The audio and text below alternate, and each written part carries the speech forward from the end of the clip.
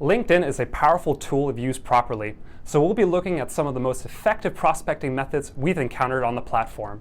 Hi, I'm Willa Mosic, and welcome to BotSplash TV.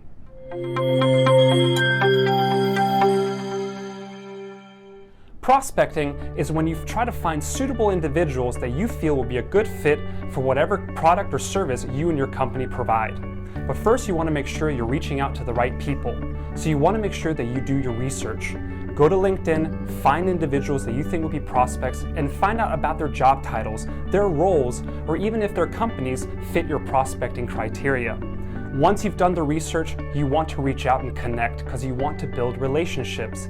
And once you've done so, make sure you follow your prospects. Be active on their feeds, like and comment on their posts, provide them with information. Be sure that you are known to them. I hope these tips have been helpful with your prospecting on LinkedIn. I'm Willa Mosic, and this has been BotSplash TV.